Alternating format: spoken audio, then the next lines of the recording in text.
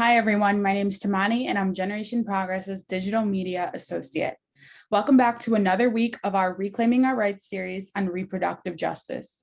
Now, this week, I'm here with Gaby Garcia-Vera. He is the Field Director at the National LGBTQ Task Force. Now, as a reminder to you all, reproductive justice protects our human right to decide if, when, and how we create our families in safe and sustainable communities. And most importantly, that is without discrimination or interference. So I want to get started with the basics. Gaby, let's talk about what queering and reproductive justice looks like. For me, queering reproductive justice is a deep conversation about showing up as our full selves all the time and being able to have our families, because, that for a long time was something that most queer and trans folks just didn't even have, because it wasn't accessible, right? Whether that is because you lived in a place that maybe it was unsafe to parent, whether that was because lack of access to resources, and it continues to be a conversation. LGBTQ people are discriminated against a lot, and it impacts every area of their lives.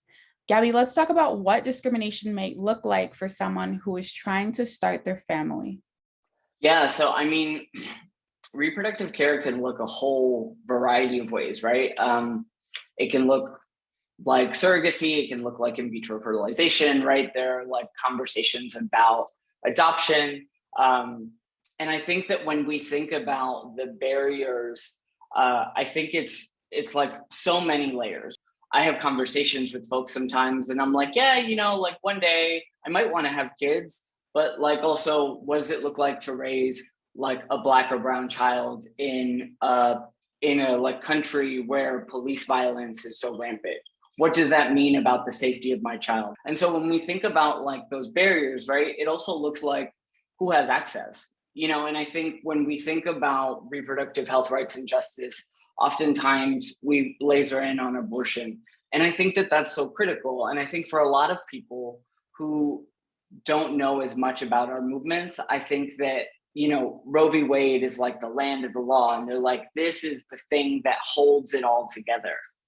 And actually it's the floor, right? Like there is so much more that our people need, that our people deserve than what we have. And that really set the precedent for where the foundation is, but not where the roof needs to go.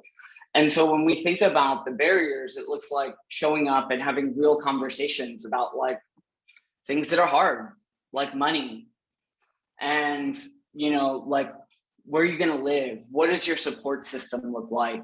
Where do we find competent care for family members who might be trans or gender nonconforming, right? What does it look like to have a medical provider that treats you like a person, right? That like listens to you when you say, my body feels X. And what we know a lot from talking to Black and brown folks is that oftentimes, because of the way that the medical industry is built up in certain ways, right, that pain is sometimes like not even acknowledged. And then we look at, maternal mortality in this country and wonder to ourselves why the numbers are so disproportionate. Well, it's clear, because we have a system that is like built on structural racism.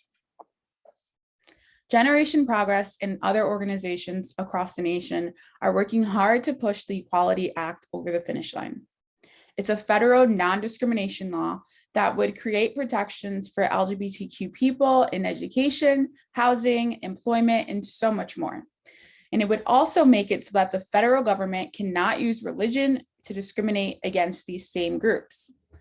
I want to talk about what passage of this legislation would mean for reproductive justice. No one should ever be turned away, from public accommodations. No one should ever be fired because of who they love. No one should have to worry that because their gender expression doesn't match like how people perceive their gender, that they should have to worry for their safety or for receiving care or for like keeping a roof over their head, and I think that it's up to us, right? Like the actions that we take now define tomorrow. I couldn't have said that any better myself. Gaby, thank you. Before we wrap up, what are some ways that young people can support LGBTQ equality? To every young person listening, I want to say something. You get to be you, all of you. You don't have to caveat it. You don't have to put an asterisk next to it.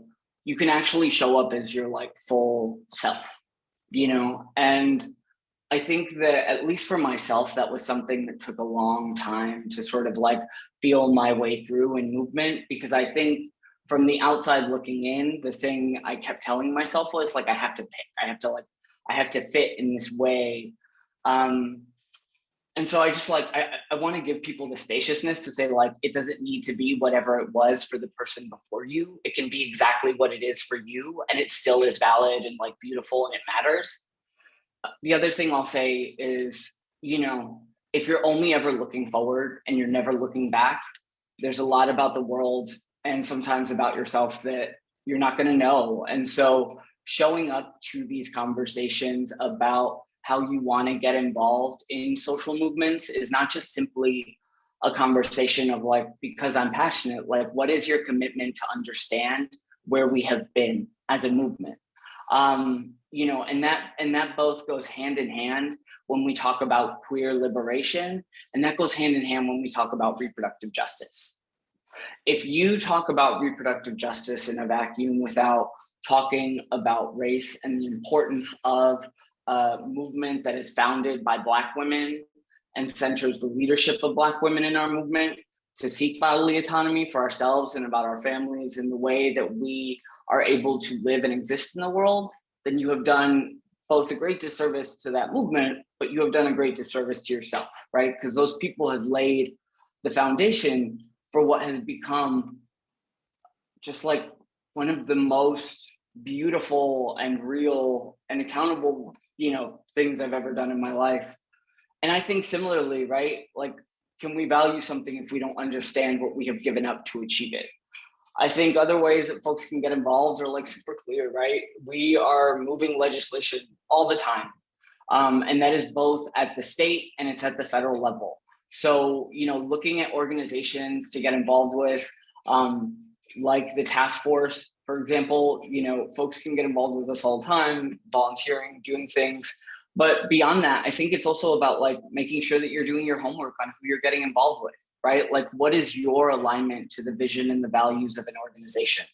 My goal in being here with y'all today is really simple. I am here to recruit y'all. The task force was founded nearly 50 years ago. And since that time, we have been building and mobilizing a grassroots activist base to build a queer democracy. And that just doesn't happen in a vacuum, right? 10 years ago, when I got involved with this organization, long before I even worked here, right? I showed up to a conference sort of ragtag and really not knowing a lot about both our movements, but really understanding what it meant to organize people in a clear, formulated fashion. This is a place that isn't just simply an organization, it is a political home. And it can be the political home of all the parts of you, because you can be all of you all the time. Gaby, thanks again for being here with me today. And as always, if any of you want to learn more or take action on the issues we discuss, just visit genprogress.org.